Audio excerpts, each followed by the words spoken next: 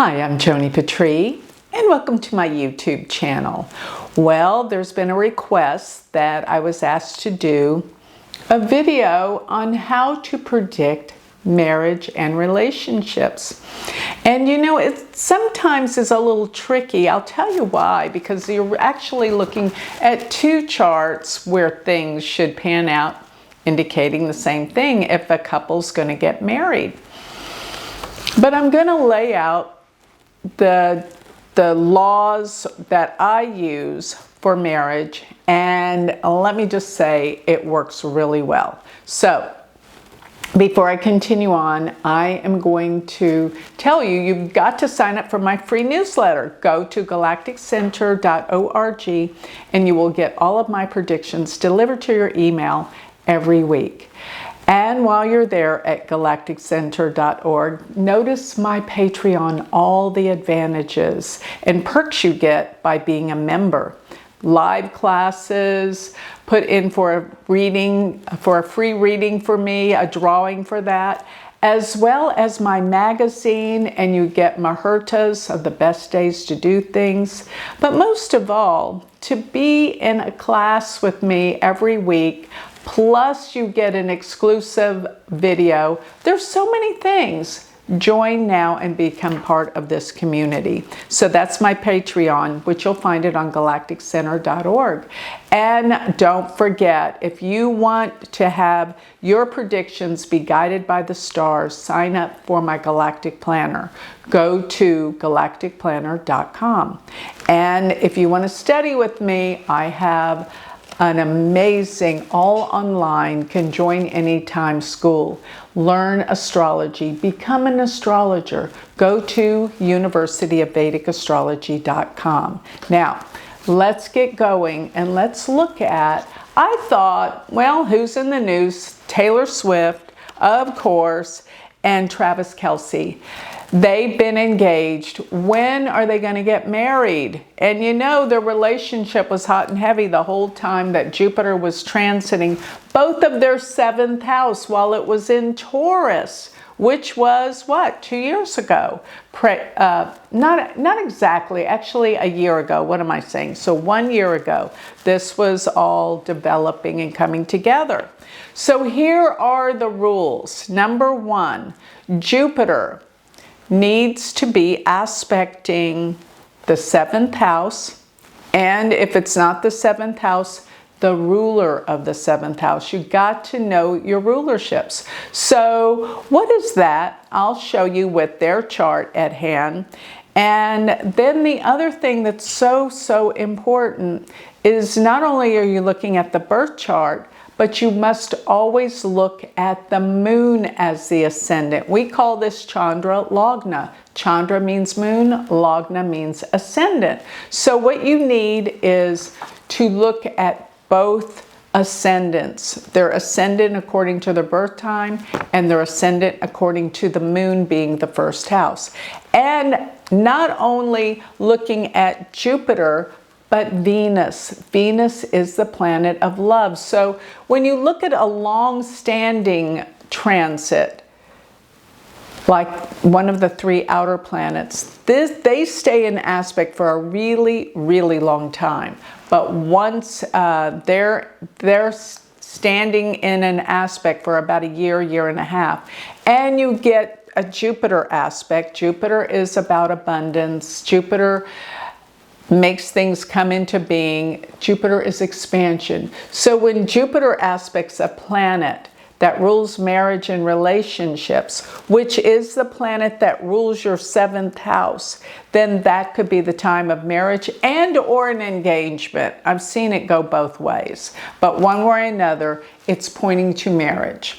Okay, so let's start with Taylor Swift's chart. First, let's start with her. And what's interesting, what you're going to find, well, let's put up both charts. Let's put up Taylor and Kelce's right next to each other. And what I find is they both have Scorpio ascendants. That's their Lagna. So where you see the ASC, see they both have Scorpio ascendants. That means as the planets travel in the sky, they will be activating the same houses in their chart. So things happen along the same lines. So this is easy. So we want to know where transiting Jupiter is in the sky to better predict marriage for her. And what planet is it for her chart that predicts marriage? It's Venus.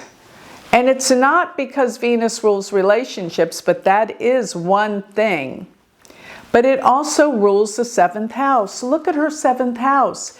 It's Taurus. Venus rules Taurus. Therefore, that particular planet, if it gets transited or aspected by Jupiter, then we can predict marriage or engagement. Now, for a woman's chart, also, Jupiter in and of itself is representative of the marriage partner in Vedic astrology. But generally Venus is relationships, but for her it serves double duty, Venus that is, because it rules her 7th house. Now if you look at where her Venus sits in her chart, it's at 8 degrees of Capricorn. And what's so interesting to me is Pluto is almost exactly right now on her Venus. And a lot of you might say, uh-oh, Pluto is devastating. Well, it kind of is sometimes, but you know what? This girl is scared to death of marriage. Pluto on her Venus, wow. She is really afraid to get married. But you know what? She needs to do it or not do it, but she needs to make a decision. Pluto's on her Venus and she is frightened over the moon to do this. Okay? It's going to be on her Venus for a year. So this is what this is all about. Now, when we look at where Jupiter is and where it's transiting in the sky, it just so happens to be in Gemini. Now, you might say, oh, it's in her 8th house. This is, the 8th house is birth and death. And her Jupiter moon in her 8th house is what makes her so charismatic. That is the house of charisma. Magnetism, she's got Jupiter moon and a lot of money. She's got all that going on. So transiting Jupiter is transiting her 8th house. But it crossed over her natal moon in Jupiter in her 8th house. Right now, it's in the latter degrees of Gemini. It's already crossed over those planets. But here is something important to realize. When Jupiter is conjunct the moon or in the sign of the moon, remember this, it's looking at the 7th house from the moon. And that's just as important as the 7th house from your ascendant. Trust me, it is. So Jupiter with the moon, transiting with the moon and with natal Jupiter can predict marriage in and of itself because it's glancing at the opposite house. And here's another thing. The opposite house from the moon is Sagittarius, which means from the moon, Jupiter rules the 7th house from the moon. Okay? Because it rules Sagittarius. So transiting Jupiter just crossed over her moon and her natal Jupiter. In Vedic astrology, we look at the whole sign being an aspect, actually. But I believe orb does matter. So in other words, the closer it is to the planets, which are Jupiter, because Jupiter rules the 7th house from the moon, plus Jupiter, transiting Jupiter, is looking at, by its transit, the 7th house from the moon. It's an opposition, and that's a full-bodied aspect. So Jupiter is aspecting the planet that rules the 7th house from the moon, which is Jupiter. Jupiter's conjunct Jupiter. And it's aspecting Jupiter which rules the 7th house from the moon, but it's aspecting the 7th house from the moon as well. Okay, got that one clear. Now, they're engaged. They just got engaged. But when will Jupiter aspect either the 7th house or the ruler of the 7th house? So looking that up, we have got that from her chart.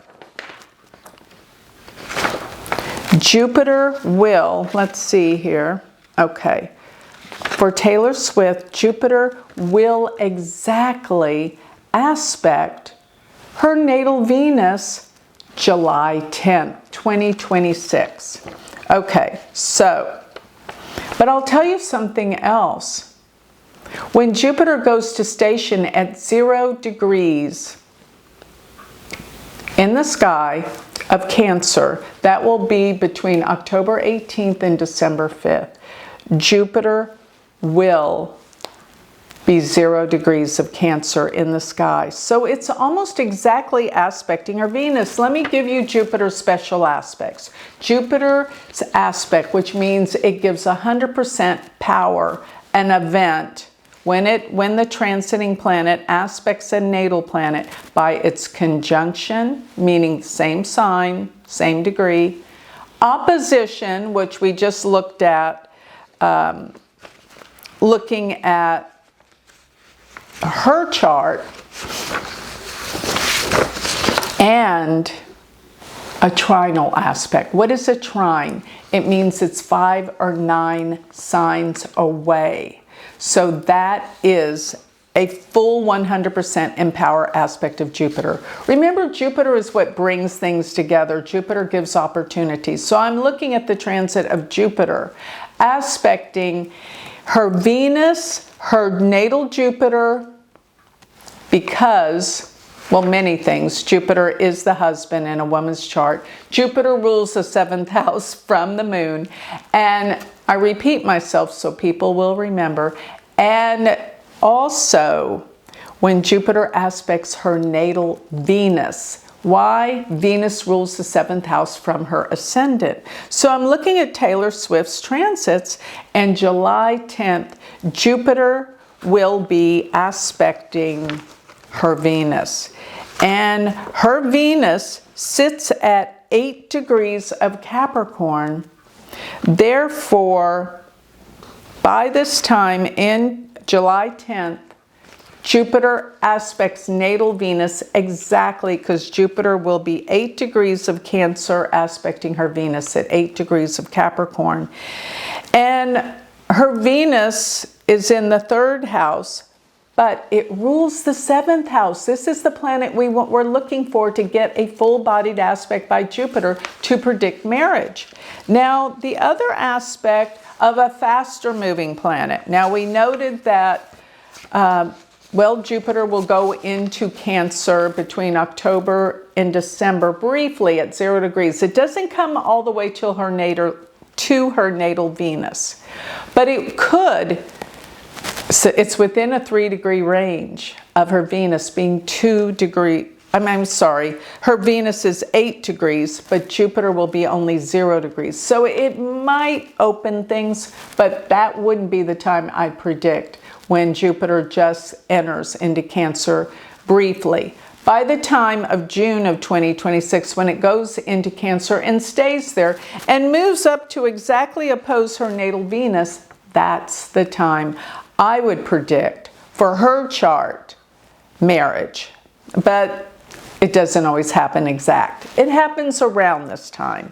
But I was thinking also, getting close to this, Venus will be in Taurus from April 19th to May 15th. So this is also another good time because Venus will be in her marriage house. Jupiter's not quite there to aspect her natal Venus though. I think Jupiter's stronger, and I would predict July based on this. So I'm going to say around the time of June in July, based on her chart, based on transiting Jupiter, aspecting her natal Venus.